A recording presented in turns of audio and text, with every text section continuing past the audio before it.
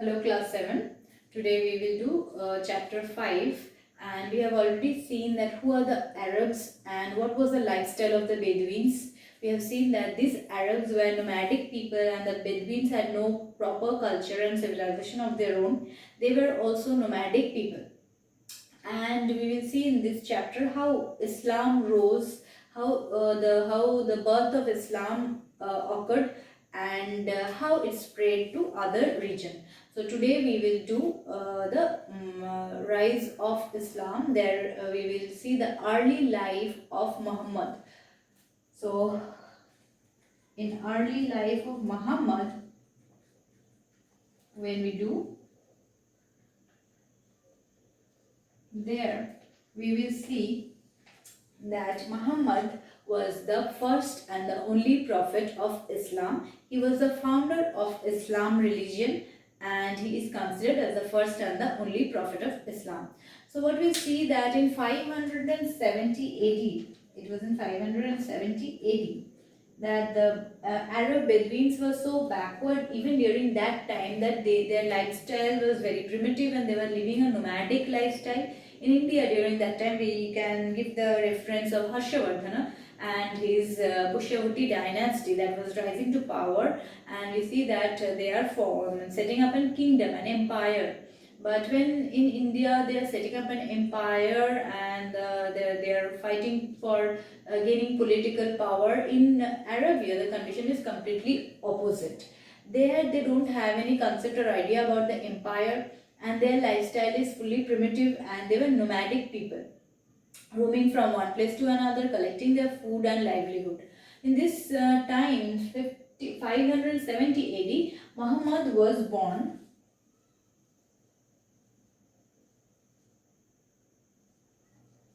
Muhammad was born during this time, and his father was Abdullah,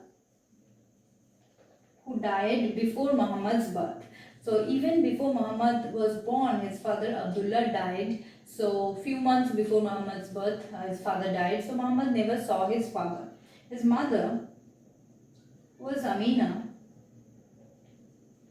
His mother also died when Muhammad was 6 years old. So Muhammad was an orphan from the childhood. In the beginning, Muhammad's grandfather looked after him. But we see that after the death of his grandfather, Muhammad was brought up by his uncle Abu Talib. So he was brought up by his uncle Abu Talib. As he was brought up by his uncle, so he did not have any formal education. No formal education was given to Muhammad, and we see that Hazrat Muhammad had no formal education. But we see from his childhood, he was a very spiritual person. He used to go to the Hira cave for meditation. He used to do meditation inside a cave. The name of the cave was Hira, H-E-R-A, Hira cave. And there we see that he used to meditate, and he got the blessings of the revelation of angel Gabriel, and he started preaching the teachings of God or Allah. So it was Muhammad who spread or who preached that there is only one God, that is Allah, and the Islamic people should follow this one God, and they should not follow idol worship. It was Muhammad again who stopped the idol worshipping, which was practiced very much among the Arab Bedouin people, because the Bedouin people were basically worshipping different idols, and they had no proper religious discipline, no proper religious faith. So they were basically pagan people. They believed in everything and anything. They used to worship tree, they used to worship natural phenomena, they are worshipping idols, they are worshipping anything and everything that they get near them. So they were basically pagan people. They had no discipline in their religion, no proper rule of religion. So Muhammad decided to do something good for this class, for his own land. So Muhammad wanted from the very beginning to bring about law and order in this land, that is in Arabia. So from his very childhood, he was a very honest and upright man who was very much used to praise the beauty of the nature and the creation of the Creator. At the age of 25, Muhammad married Khadija, When Muhammad was 25 years old, he married Khadija. Khadija was elder than Muhammad, and Khadija was a rich widow. So Muhammad married Khadija, and he started his new life, but then also he was very spiritual. So we see that he was very much involved in spirituality and spreading of his religion. So once when he was in sleep, Muhammad was in sleep, he got the revelation of God. He went to trance and got the revelation of God, and he started uttering some word from his mouth. Those became the teachings of Muhammad, and these teachings are inscribed or written in the Quran. Quran is the holy book of Islam. So these teachings of Muhammad were compiled in the Quran letter by Muhammad's followers, and this book, Quran, is the holy book of Islam. Now what we see is that Muhammad started spreading the principles of Islam and started spreading the teachings of Allah. And these teachings of Allah gave to the rise of the new religion, that is Islam. And Islam means surrender. And those who are the follower of Islam, they call themselves Muslims or Muslims, and these Muslims are the one who surrender to the will of God, or surrender to the will of Almighty Allah.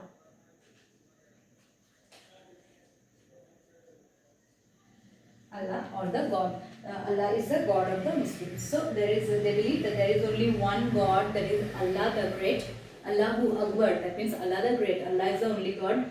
That is what the Muslims believe, and they also believe that they have to surrender to the will of Allah. And whatever Muhammad said that they believe is the revelation of Allah, so they surrendered fully to the Muslims. Those who believed Muhammad during that time, they came to be known as the Muslims, and the religion that they started following came to be known as the Islamic religion, or the Islam. So in this situation, what we see is that when Muhammad started preaching his new religion, Islam, that is not to worship different gods, worship only one God, that is Allah, and not to follow idol worshipping. And these things were accepted by a group of people, but not accepted by many people. So all the people of Arab did not accepted the teachings of Muhammad. So Muhammad had to face opposition also during this time. So what happened is that in 622 AD, when Muhammad faced opposition from a group of people, Muhammad had to flee. He had to go to Medina, from Mecca to Medina. So this date marked the flight of Muhammad's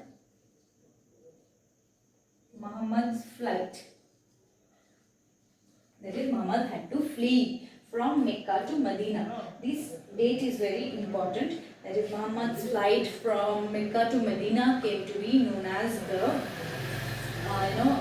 Hijra. This journey of Muhammad from Mecca to Medina came to be known as the Hijra.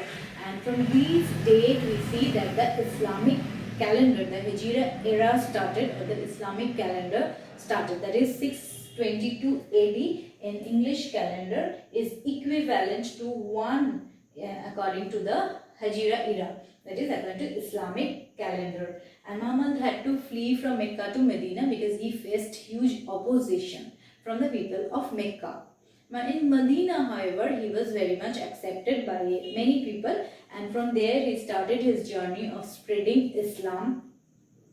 And there we see that a group of people, that is Ansars, were there who helped Muhammad in the spreading of his teachings, helped Muhammad to spread his new religion, Islam. And these Ansars were the helpers. The meaning of Ansars is helpers. So in Medina, Muhammad got the help of the Ansars, and Ansars helped Muhammad in spread.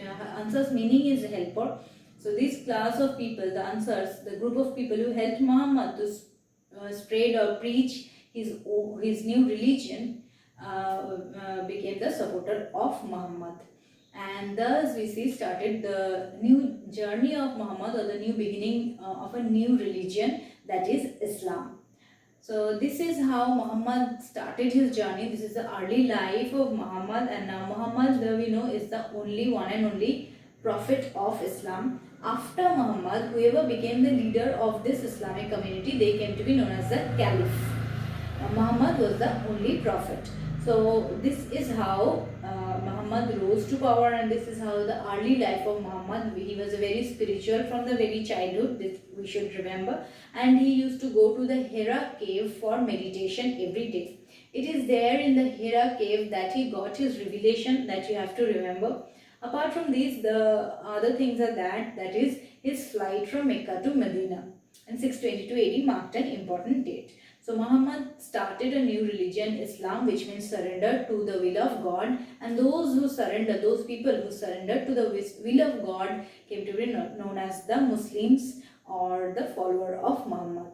So the follower of Muhammad accepted the new religion preached by Muhammad, that is only one God is there, that is Allah is the only one and only God of the Islam, and they also believe that this God, the Almighty God, Allah, does not have any form, does not have any shape. So they refrain from idol worshipping as preached by Muhammad. Thank you.